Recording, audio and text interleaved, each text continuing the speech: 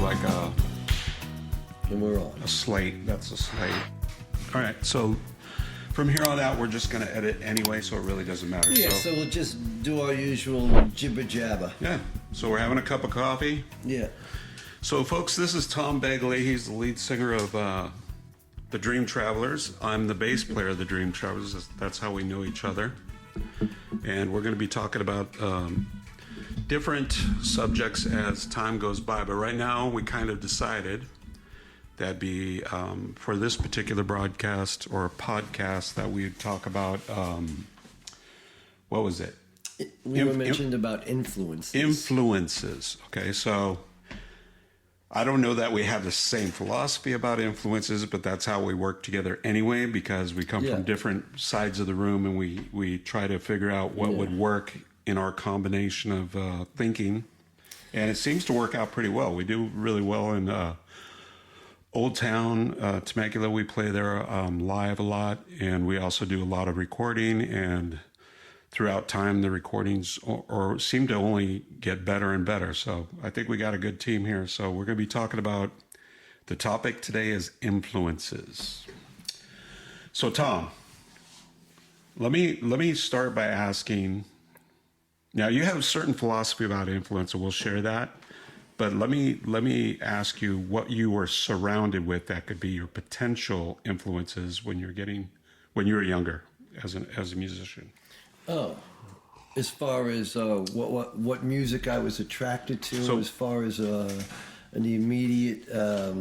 Why don't you start at your the beginning of your musical career? So you picked up the guitar for the first time, and what kind of music was surrounding you at that time? Oh, I was a major Beatle fan. Major Beatle fan. Okay, yes. So is that one of the reasons why you started playing guitar?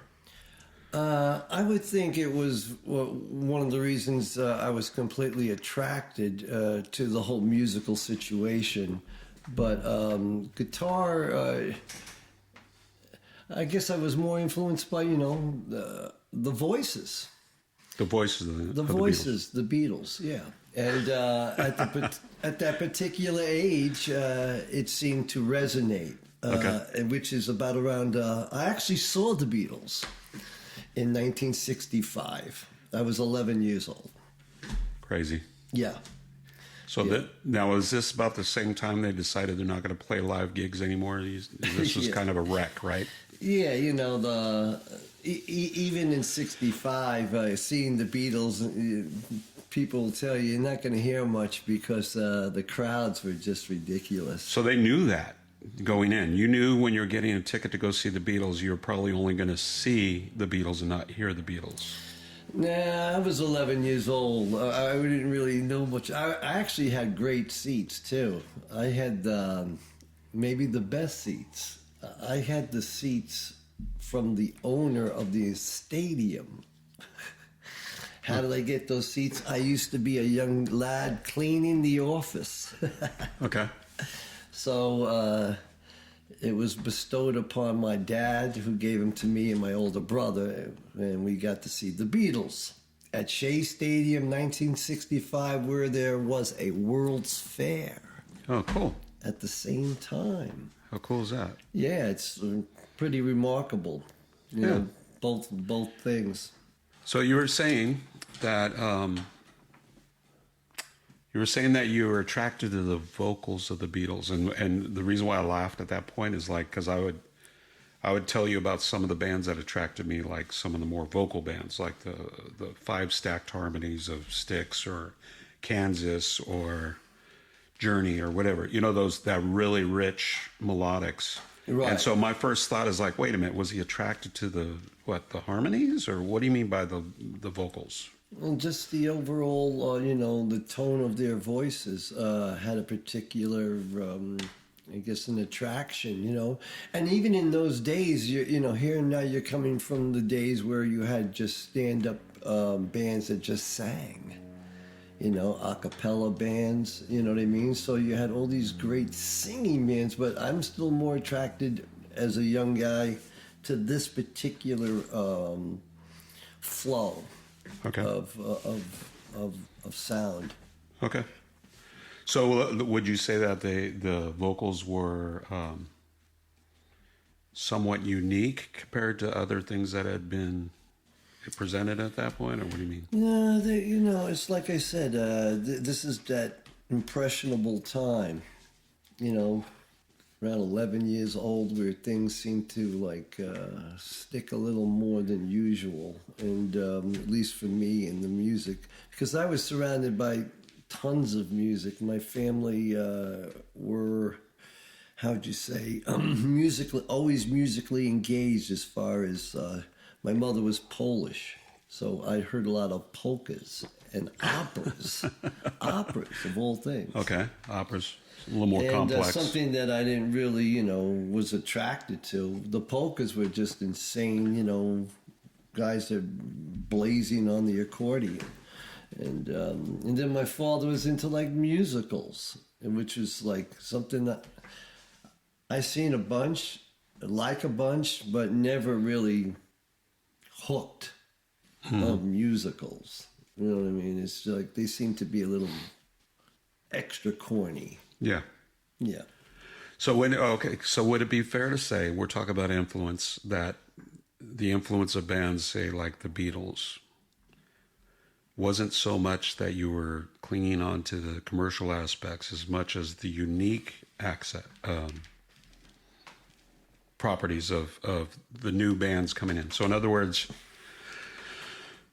around that time we had just come out of, say, like what was it, Bill Haley and the Comets, Yeah. and a lot of our parents' music, which would be like Glenn Miller and all that good stuff. So we're revving up and we're moving towards something. So rock and roll's starting to develop through time, right? And don't forget, I'm sure most people would just way past there. This was just radio, and radio was AM. There wasn't even FM. So the quality wasn't necessarily there yet. And when the stations played music, they actually gave you more of a variety of tones, songs, of styles is what I mean. Today, you get one station that pretty much is stuck on one particular format, and that's how people are now. It's a whole specialized, gear from this specific to that. There's no more, how'd you say, rounded view. Okay. Yeah, I see it like that, because I love the rounded view, the different cultures. Like, I'm always attracted to things that I would never consider. Take that in for a second. Yeah. He's attracted to things I would never consider. The very act of not considering it draws it into him. Yeah. Is that what you're saying? Yeah. It's like, how do they consider that and I missed it? You know what I mean? And it's like, and it's vice versa. Oh, okay. I like that. Yeah, and it's like the song that we have put out, like the fishing pond. We have a song called "Fishing in a Pond of Happiness," and the pond is basically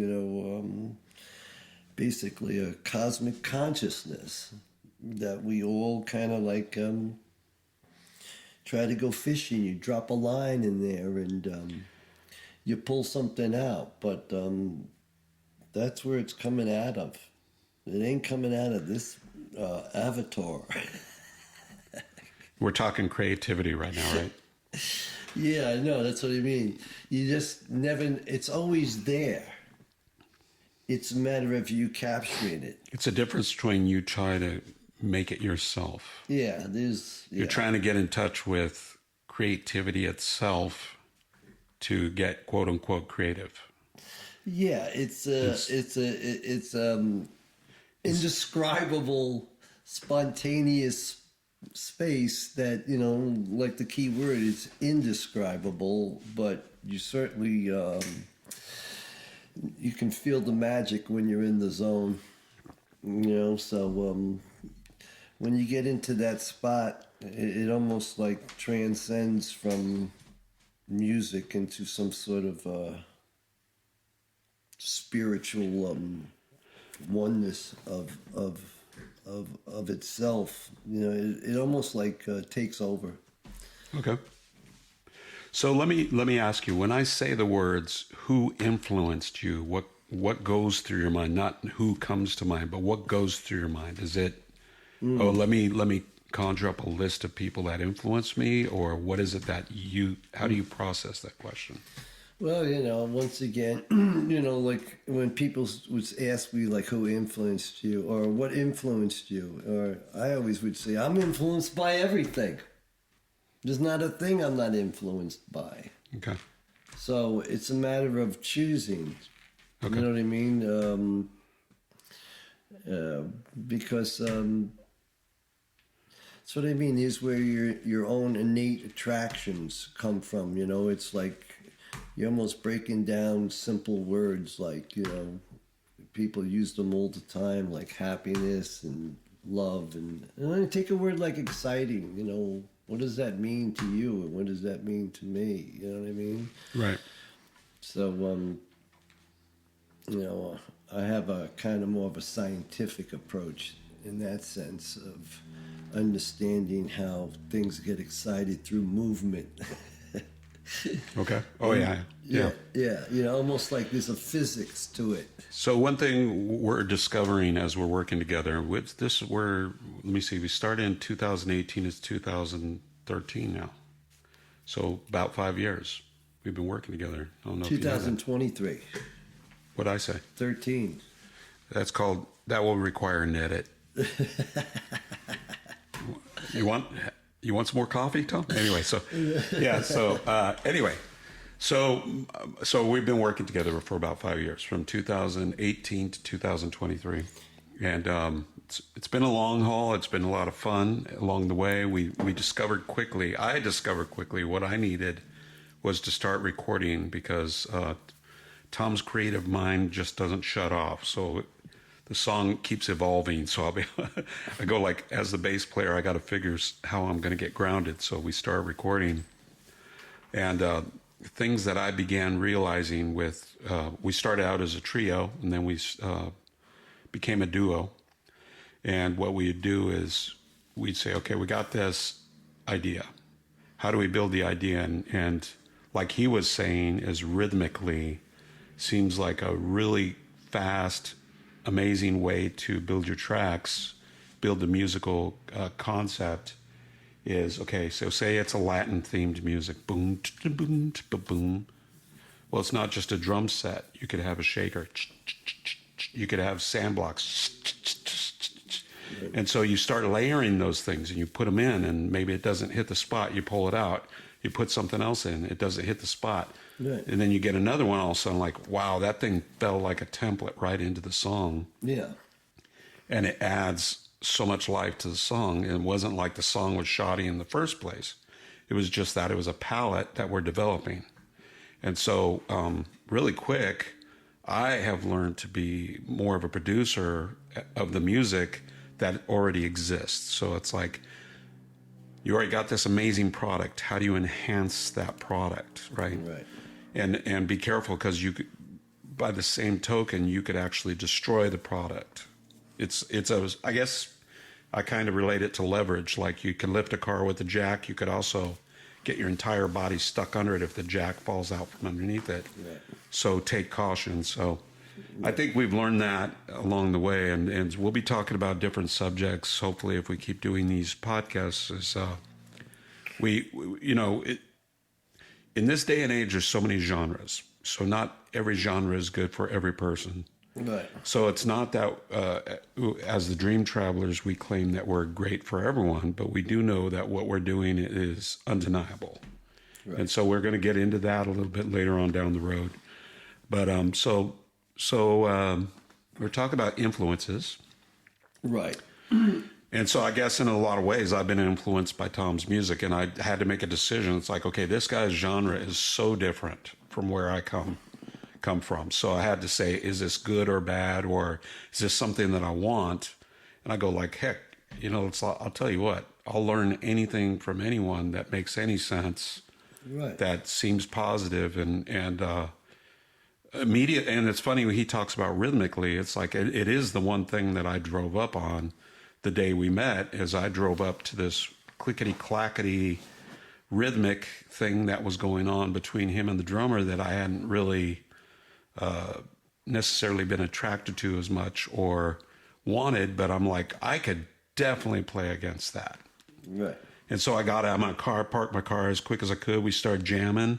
I didn't know any of his songs, but I would show him that I could attach myself rhythmically to what they were doing, right, which made him interested. You know, well, maybe we can jam a little bit more. You know, it's like, and that's what we're looking for. I mean, that's what musicians often are looking for in other musicians. It's like, is this a compatible thing? Is this going to work out? Is this right, something that everyone's going to benefit from? And can we believe in this together to get everyone else to believe in it? Because one thing for sure, if you don't believe in your music, it would seem that it's going to be a bit of a waste of time because no one else will believe in it if you don't believe in it, right? So absolutely.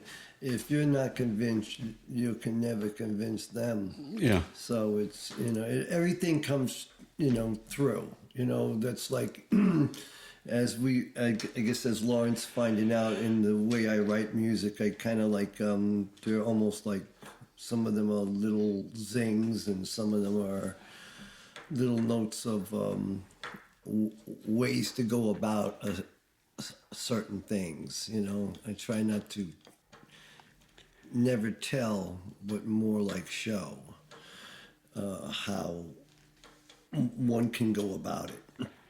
So because there's no one way to do anything, and as an artist, you know, there's nothing but different ways to do everything. So it's almost like insanity. Yeah. Music is a weird thing because it's not that it doesn't have any rules. Yeah, you know, it's not that it's not based on physics of some sort. Well, in a way, it's true. You know what I mean? Because there's only rules there if you want to make a rule. But the idea of keeping things in a sort of a how would you say? In a box? Yeah, in a way for people to gather the tones or anyway. You know, I never used to try to call it music. I used to say, I'm not really interested in music. I'm interested in sound. Sound in general, you know what I mean? Because you're attracted to the birds, where everything is a form of a manifestation of the nature factor anyway. So it's like you learn to listen. And the quieter you get, the better listening ability comes. And that's how you grow. And, you know, and the fun to me is discovering, just like you said, you're doing more producing, Lawrence. Mm-hmm. That's exactly where the fun is. There's nothing but, you know, like you said, we can use this and do that, and they both work, and nothing's wrong and nothing's right. Mm-hmm. The point is having fun, and is, you know, who's to say what color is better than another color? You know what I mean? Or what texture seems more appropriate? Everything becomes, it's like a cloud. It's this and then it's not. You know, so trying to know it is almost silly. You just let it be itself.